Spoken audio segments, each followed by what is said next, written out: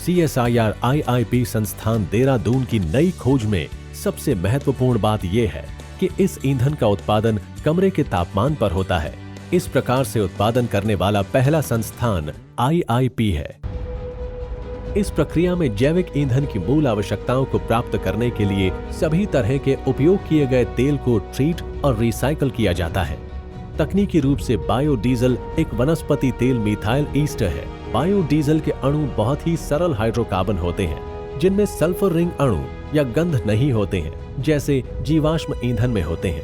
CSIR IIP room temperature biodiesel प्रक्रिया feedstock अखाद्य तेल के रूप में उपयोगी, जिनमें 10% से अधिक बसीय एसिड होते हैं। बायोडीजल को जेनसेट या बॉयलर में सीधे उपयोग किया जा सकता है या वाहनों के लिए इसे आसवन द्वारा और शुद्ध किया जा सकता है।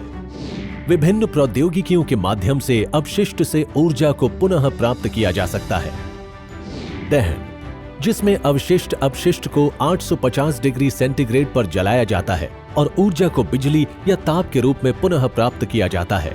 पायरोलिसिस और गैसीकरण, जिसमें सिन गैस का उत्पादन करने के लिए बहुत कम ऑक्सीजन के साथ या बिना ऑक्सीजन के ईंधन को गर्म किया जाता है, जिसका उपयोग ऊर्जा उत्पन्न करने के लिए या मीथेन, रसायन, जैव ईंधन या हाइड्रोजन के उत्पादन के लिए फीडस्टॉक के रूप में किया जा सकता है।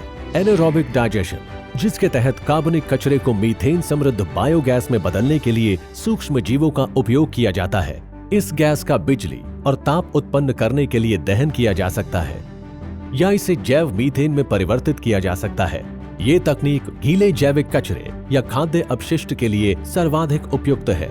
इसका अन्य उत्पाद एक जैव उर्वरक है। अपशिष्टों से ऊर्जा बनाने की तकनीकों के उपयोग के कई लाभ हैं। ये ऊर्जा आयात पर इसकी निर्भरता को कम करने में मदद करता है। ये कार्बन उत्सर्जन को कम करने और नवीकरणीय ऊर्जा लक्ष्यों को पूरा करने में योगदान देता है। जब बिजली उत्पादन के लिए इन्हें उपयोग किया जाता है, तब इन प्रौद्योगिकियों से एक स्थिर और नियंत्रणीय परिणाम प्राप्त होते हैं, जिसे कभी कभी बेस लोड ऊर्जा उपलब्ध करवाना कहा जाता है।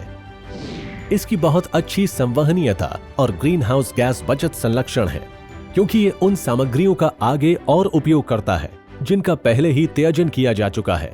जैव ईंधन का उत्पादन विभिन्न तरीकों से वसा का प्रसंस्करण करके किया जाता है, जैसे ट्रांसटेरिफिकेशन, हाइड्रोथर्मल या हाइड्रो प्रोसेसिंग मार्ग।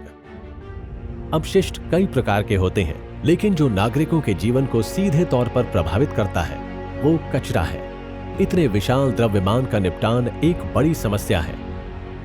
हम अपने वैज्ञानिकों का धन्यवाद करते हैं जिन्होंने अब एक नई तकनीक विकसित की है जो इस समस्या का समाधान करती है, जिसके माध्यम से कचरे का उपयोग ऊर्जा का उत्पादन करने के लिए किया जा सकता है। शहर का सबसे पुराना कार्यात्मक लैंडफिल 70 एकड़ में फैला हुआ है। इस लैंडफिल में कम से कम 12 मिलियन टन कचरा होता है। इसके 50 फीट होने का अनुमान है और ये लगातार कार्य करता रहता है और बढ़ता रहता है। पूर्वी दिल्ली नगर निगम के लिए एक पथ प्रदर्शक PPE पहल में ILNFS एनवायरनमेंट ने गाजीपुर डंप साइट में 12 मेगावाट के कचरे से ऊर्जा उत्पादन करने के संयंत्र की स्थापना की है। ये डंपिंग ग्राउंड द्वारा उत्पन्न पर्यावरण, स्वास्थ्य और सुरक्षा संबंधी खतरों में से कुछ का हल करने के लिए एक वैज्ञानिक समाधान प्रदान करता है।